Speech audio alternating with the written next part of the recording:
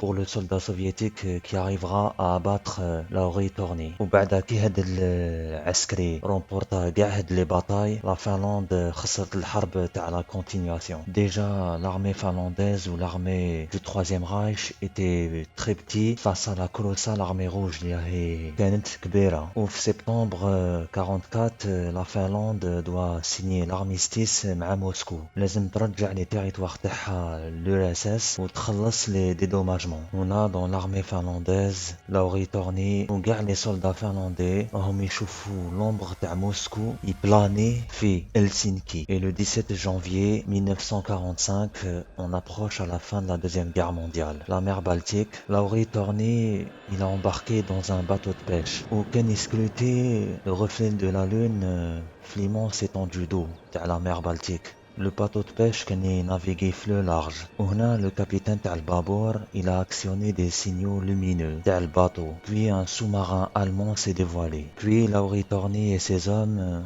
ont embarqué sur ce sous-marin qui a disparu aussitôt. À cette époque, il avait 25 ans. Oui, où le gars, il a passé 5 ans à combattre l'ennemi soviétique. وكي راهو conscient بلي بلادو حطيح في الدين تاع ستالين, Torni a rejoint un mouvement de résistance pro-allemand واسمو Sonder Commando Nord. كان يحب يموت في القتال بلوتو يشوف لي سوفيات ياخدو بلادو. وراح لألمانيا باش يتبع دي nouveaux entraînements اللي هي sabotage ou à la guérilla en cas d'occupation militaire. On a devant l'approche du rouleau compresseur soviétique qui vont lancer l'assaut sur Berlin. Habibna il a fini par rejoindre l'armée allemande où il a combattu les troupes soviétiques avec le grade de Hauptsturmführer. Voilà. وعاود لبس l'uniforme SS où il a mené une unité de soldats qui l'ont suivi coûte que coûte. Et en mars 45, où malgré des combats acharnés contre l'armée soviétique, l'armée allemande a été écrasée. Elle a échoué à briser le siège de Berlin et l'armée soviétique s'est emparée du siège de Berlin et du palais présidentiel à Berlin. وهنا Lauri Torni وفهم بلي c'était la fin. ولو كان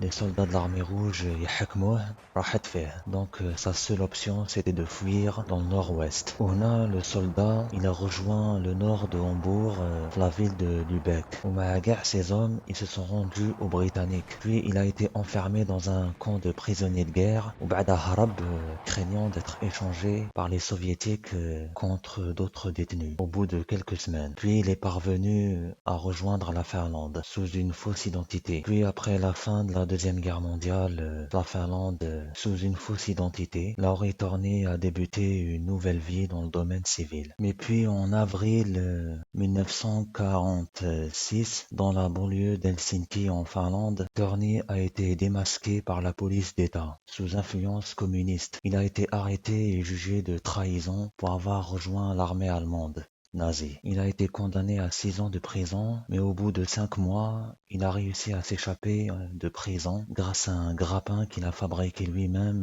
dans sa cellule, avec des morceaux de métal et ses draps. Puis il a été rapidement rattrapé et il a remis en geôle jusqu'à la veille de Noël en 1948, où le président finlandais New Paasikivi lui a accordé le pardon. Puis Torni il a été gracié, mais il n'a pas pu s'adapter au nouveau monde en paix après la deuxième guerre mondiale. Puis Kikan en compagnie un ancien frère d'armes, ils ont voyagé illégalement en Suède, là où des millions de soldats finlandais ont trouvé refuge. Puis avec un faux passeport, le vétéran de guerre, il embarque comme matelot Babor Usmo SS Bolivia et s'en va en direction de Caracas au Venezuela. Puis Kijan en Amérique du Sud, il a découvert un autre cargo suédois qui s'en va aux directions des États-Unis. Puis le Finlandais a eu l'opportunité de s'embarquer dans une nouvelle aventure. Puis fait le Babor le et a pris la mer et le cargo est arrivé dans les côtes de l'Alabama aux États-Unis. Puis le vétéran de guerre finlandais, il a vu la terre promise qu'il rêvait d'entrer. Mais malgré qu'il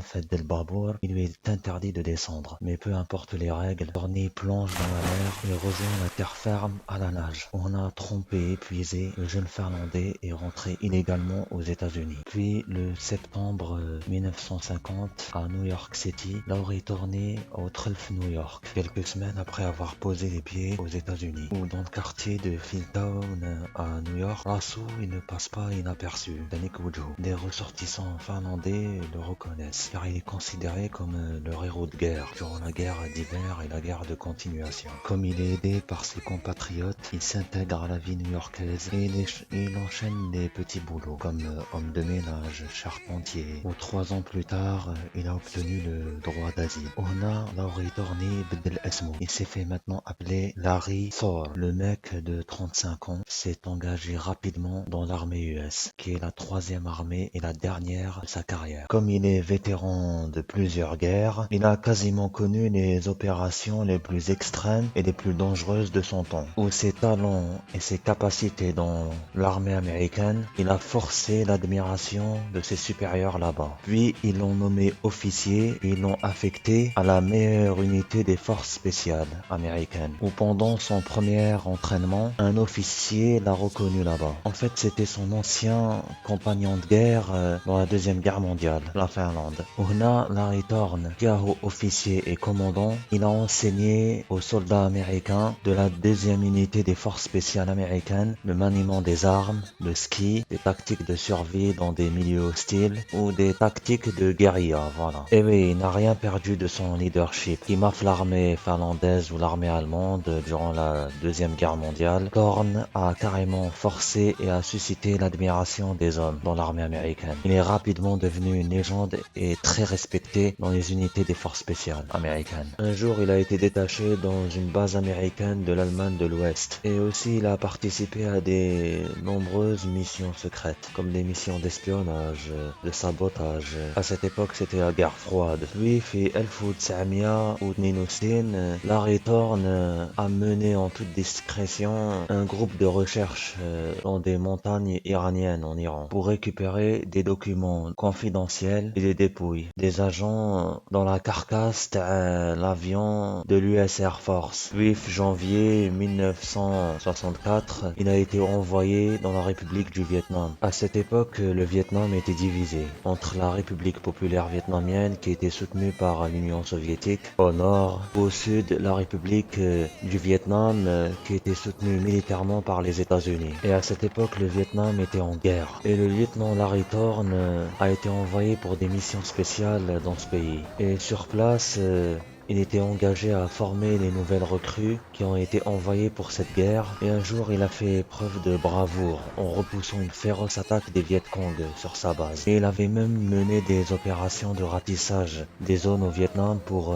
traquer les Viet Cong. Et au sein de l'armée américaine, il a été considéré comme un héros de guerre par ses frères d'armes et par ses collègues. Et après plusieurs mois, Larry Thorne rentre aux États-Unis et il est accueilli comme une légende et un héros de guerre au sein des forces spéciales américaines.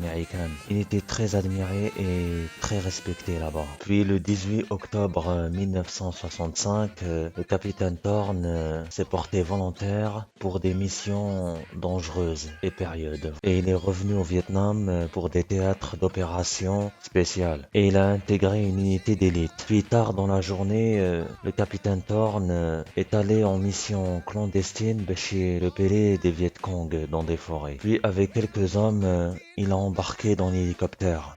Comme Choufou, pendant qu'il allait embarquer à l'hélicoptère, un photographe de la base a immortalisé cet instant. Comme Choufou, c'est la dernière image de lui. Il porte un uniforme en treillis et une arme automatique à l'épaule et il est accompagné avec 2 hommes avec lui. Larry Thorne disparaîtra quelques heures plus tard. Le convoi dans lequel il s'est embarqué était composé de 2 hélicoptères CH-34 et ils ont décollé au fond des régions montagneuses où le vent soufflait très très fort ou un brouillard très épaisse qui rendait le survol difficile. On a un trou d'air a fait chuter l'hélicoptère dans lequel Thorne se trouvait et s'est écrasé dans la jungle. Tous les l'équipage a été tué. Il n'y avait pas de survivants. Puis, les forces américaines ont envoyé une équipe de secours pour trouver l'hélicoptère qui s'est crashé. Mais malgré tous leurs efforts, ils n'ont pas trouvé le site du crash de l'hélicoptère. وحتى 34 سنة en 1999 où une équipe finno-américaine لقاو l'hélicoptère où il s'est écrasé. L'équipe a fouillé les décombres باش يلقاو des indices. هنا لقاو l'insigne militaire تاع لاوري تورني اللي هو bien sûr Larry Thorne.